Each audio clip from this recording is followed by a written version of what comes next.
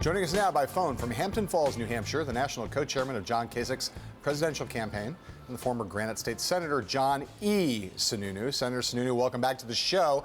Donald Trump says that Ted Cruz and John Sununu and John Kasich are colluding, and that they're desperate and pathetic. What say you? Look, Donald Trump is scared. He's not going to have enough delegates at the convention. We're going to an open convention, and he's going to lose 300, maybe 400 delegates on the second ballot. And once he does, he's not going to be the nominee. This is about using resources effectively. And look, what was done was very simple. John Kasich isn't going to spend money in Indiana, and the Cruz campaign's not going to spend money in New Mexico or Oregon. And that gives them both a chance to play to their strengths. Equally important, tomorrow John Kasich's going to win delegates in Connecticut, Rhode Island, and Maryland, and Pennsylvania. And every delegate he takes away from Donald Trump makes it harder for Trump to get to 50%. Senator, can you argue that this was done out of strength as opposed to out of weakness? Look, from John Kasich's perspective, it was done because it's a good tactical move. He doesn't get the $1 billion in free media that Donald Trump gets. You guys cover Trump all the time. You've given him more free media than anyone in the history of politics. And as part of the Kasich campaign, we're going to spend money in the way that gives us the best chance to win delegates where we know we're strong. And that's what this is about.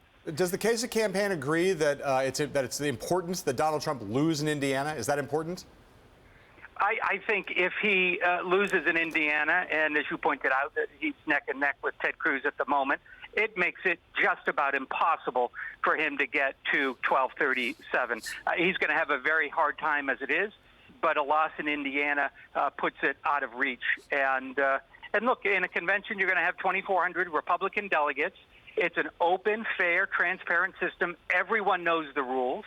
And those delegates are going to decide who's got the strength and the vision to lead the party and win in November. And John Kasich is the strongest nominee we could have. So let me just ask that if Cruz is the likeliest person to beat Trump, and beating Trump is important, why is Governor Kasich today saying that people should still vote for him in Indiana? The point he was making is that this is an agreement about resources. It's simple. It's about where the campaigns are going to spend money. It's not. You're trying to make it more complicated. You're trying to. Is he endorse something? It's a cross endorsement. Are they telling people who to vote for or who not to vote for? It's none of that. It's just about where they're going to target their financial resources. Plain and simple. Senator, less than 30 seconds. Explain how the next month will play out between these three candidates. Sure. Well, forget about the next month. The next 2 weeks. 2 weeks from now, you'll look at the delegate totals, and it will be clear that Donald Trump is going to have to win 80% of the delegates or some such number to get to 1237. Everyone's going to know and understand we're going to an open convention.